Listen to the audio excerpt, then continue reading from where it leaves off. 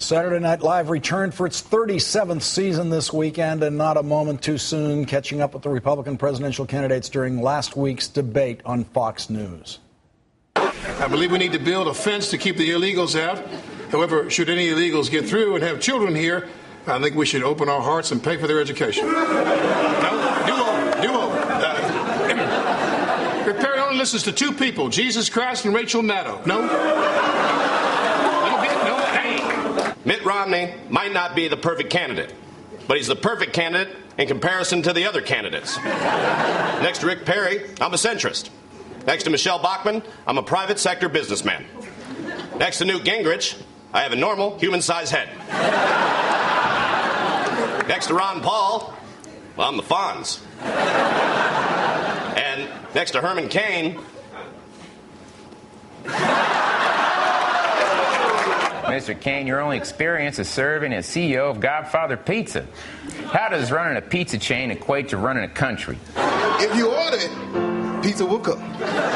Pizza will come. Oh, pizza will most definitely come. And if you vote for me, America, I promise you that I will deliver.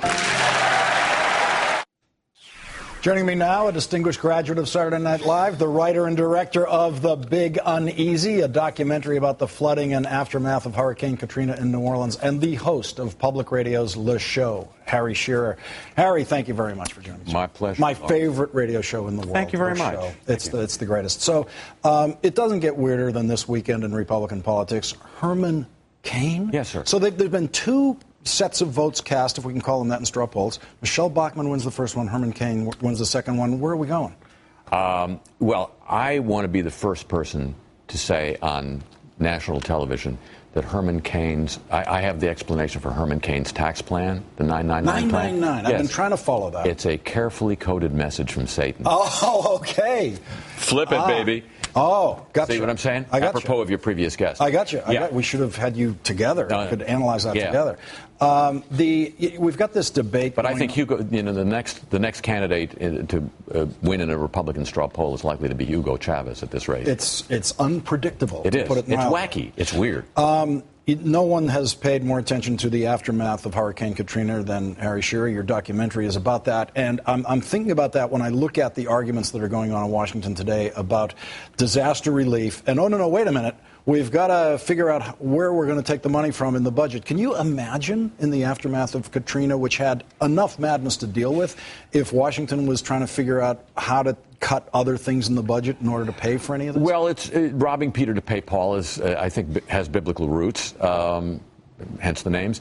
But, I think we have watched enough sausage being made in the last year and a half to put us off sausage for life, I think. The congressional process is not pretty at its best. You and I have both worked, you for a much longer time than I worked in the state legislature in Sacramento, and I kind of got tired of it after a year. You stuck it out for a while, but it's not meant for public view. Right.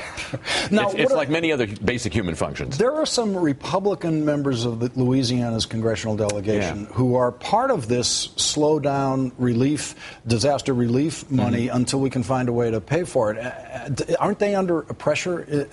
Well, it's remarkable because my film deals with the cause of the flooding, but the what's well known in Louisiana is that FEMA relief money was slow-walked and knotted up to a great extent after Katrina. And one of the few good things you'll hear anybody in Louisiana say about the Obama administration is the appointment of Craig Fugate as FEMA administrator. He's cut the red tape, and the money has finally started flowing, and now this.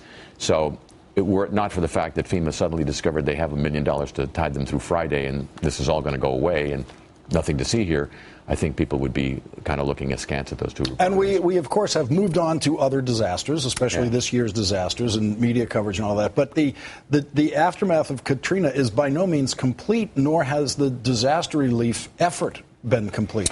Oh, God, no. A lot of the FEMA money was for infrastructure. There's that terrible word that was destroyed by the flood. The sewers, the water systems, really disastrously affected, and FEMA money mainly was going to relieve that. That has just really started at this point. And where do you see the president going in his re-election campaign? You saw this thing about the slippers, which you had to have caught as one of the kind of unscripted moments of the Obama campaign. I mean, is he struggling to find that re-election rhetoric being very different from the 2008 rhetoric, and where's he going to end up?